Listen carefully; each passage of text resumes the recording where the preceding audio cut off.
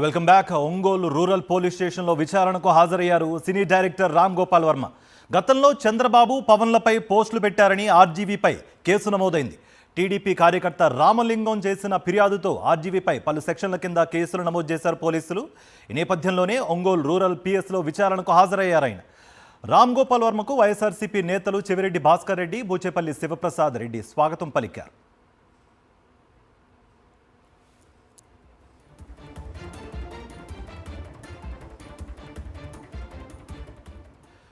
ప్రస్తుతం మా ప్రతినిధి Srinivas Ongole rural police station వద్ద ఉన్నారు. శ్రీనివాస్, మీ దగ్గర ఉన్న అప్డేట్స్ ఏంటి? ఆర్జీవీ సంబంధించిన విచారణ ఎంతవరకు వచ్చింది, పూర్తయిందా? మీ దగ్గర ఉన్న ఓవరాల్ డీటెయిల్స్ ఏంటి?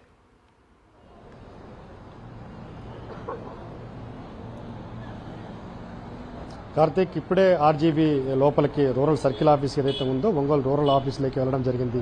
ఆఫీస్ ముందే ఉన్న భారీ బందోబస్తు కూడా ఏర్పాటు చేసిన పరిస్థితి. ఎందుకంటే ఒక సెలబ్రిటీ కావడంతో సెలబ్రిటీని విచారణకు పిలిచిన నేపథ్యంలో ఎటువంటి అవాంఛనీయ సంఘటనలు జరగకుండా పోలీసులు కూడా భారీగా బందోబస్తు ఏర్పాటు చేసిన పరిస్థితి ఉంది.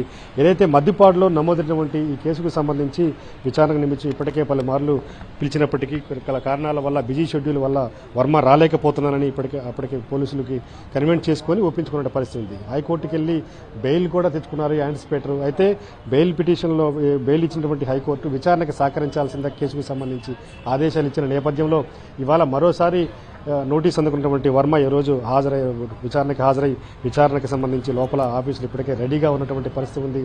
వాళ్ళని వర్మ ఏదైతే ఉన్నారో వర్మ వచ్చిన వెంటనే మొదటగా మద్దిపాడు పరిధిలోని ఆవాస్ హోటల్ దగ్గర లోకల్గా ఉన్నటువంటి senior leader YSR Congress party Chevireddy Bhaskar Reddy, అలాగే దర్శి ఎమ్మెల్యే వైఎస్ఆర్ కాంగ్రెస్ పార్టీ జిల్లా అధ్యక్షుడైనటువంటి బూచేపల్లి శివప్రసాద్ రెడ్డి సాధారణంగా ఆయనకి స్వాగతం పలికి ఆయనకి సంఘీభావం కూడా చెప్పడం జరిగింది.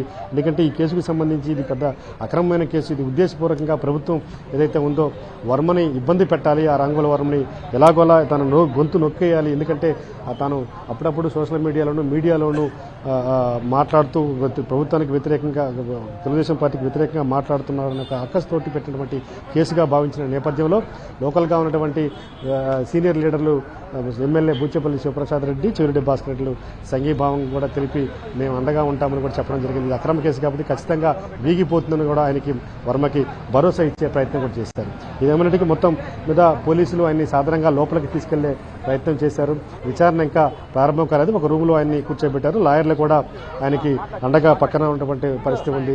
విచారణ జరిపేటప్పుడు పూర్తి స్థాయిలో రికార్డెడ్గా చేస్తాం, మొత్తం వీడియో రికార్డులన్నీ కూడా చేస్తామని కూడా పోలీసులు చెప్పిన నేపథ్యంలో ఎటువంటి ఇబ్బందులకు గురి కాకుండా కూడా మేము చూసుకుంటామనే ఒక ఇది కూడా ఉంటుందా అని ఒక టెన్షన్ కూడా ఉన్న వాతావరణం ఉన్నటువంటి పరిస్థితి ఉంది. కానీ వీడియో రికార్డులు అన్నీ కూడా ఉంటాయి. పోలీసులకు సంబంధించి విచారణ చేసే క్వశ్చన్స్ కానీ సమాధానాలు కూడా రికార్డెడ్గా ఉండే పరిస్థితి ఉందని కూడా ఆయన ఉన్నటువంటి పోలీసులు చెప్తుంటారు. దాన్ని బట్టి చూస్తుంటే ఖచ్చితంగా రికార్డు ఉంటుందని చెప్తున్నారు. అలాగే లాయర్లు కూడా పక్క గదిలోనే అందుబాటులో ఉంటారు కాబట్టి ఎప్పుడు ఏమైనా ఇబ్బందులు జరిగినట్టే వర్మకి దగ్గరలో ఉన్నటువంటి లాయర్లు కూడా ఎంటర్ అయ్యే అవకాశం ఉందని కూడా చెప్తున్నట్టు పరిస్థితి ఉంది.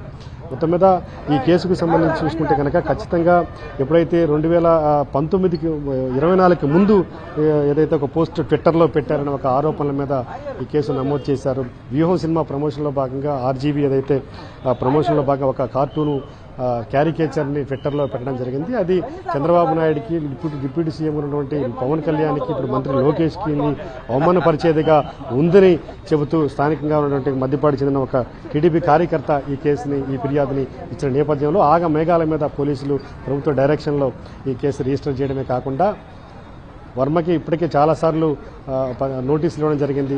నోటీసులు ఇచ్చి విచారణకు రావాల్సిందిగా చెప్పడం జరిగింది. వర్మ అప్పటికి నేను వీడియో కాన్ఫరెన్స్ ద్వారా అటెండ్ అవుతాను, నేను కొన్ని సెక్యూరిటీ రీజన్స్ ఉన్నాయి, అలాగే నాకు బిజీ షెడ్యూల్ ఉంది, మీకు ఖచ్చితంగా మీ కేసుకి నేను కోఆపరేట్ చేస్తాను, వీడియో కాన్ఫరెన్స్ ద్వారా నాకు విచారణకు అనుమతించాలని నేను చెప్పడం జరిగింది. దానికి ఏది కూడా పోలీసులు అనుమతించకపోగా నిరాకరించి ఖచ్చితంగా నువ్వు ప్రత్యక్షంగానే మాకు విచారణకు రావాలి, మేము అడిగే ప్రశ్నలకు సమాధానం చెప్పాలని కరాఖండిగా చెప్పిన నేపథ్యంలో ఆయన హైకోర్టును ఆశ్రయించారు. హైకోర్టును ఆశ్రయించి, ఎందుకంటే ఇటు పోలీసుల నుంచి కావచ్చు, ఇంకొక రకంగా కావచ్చు, ఏదైనా థ్రెట్ ఉంటుందేమో అని ఒక ఆందోళనతోటి ఆయన హైకోర్టు నుంచి బెయిల్ కూడా తీసుకురావడం. ఒకవేళ ఇప్పుడు కూడా ఖచ్చితంగా ఆయన్ని విచారణ జరిపి వదిలిపెట్టాల్సింది తప్ప, ఒకవేళ అరెస్ట్ చేసినప్పటికీ బెయిల్ ఇచ్చి, జామీన్లు తీసుకుని బెయిల్ ఇచ్చి పంపించాల్సింది కూడా హైకోర్టు స్పష్టంగా బెయిల్ ఆర్డర్లో ప్రకటించిన నేపథ్యంలో పోలీసులకి ఎటువంటి అరెస్ట్ చేసి రిమాండ్కి పంపించేటువంటి రైట్ కూడా లేదు, ఆ వెసులుబాటు కూడా లేదు. కాబట్టి ఎంతసేపు అయినా సరే విచారణ జరిపి ఒకవేళ పోలీసులు అరెస్ట్ చేయాలనుకుంటే ఇమీడియట్గా కూడా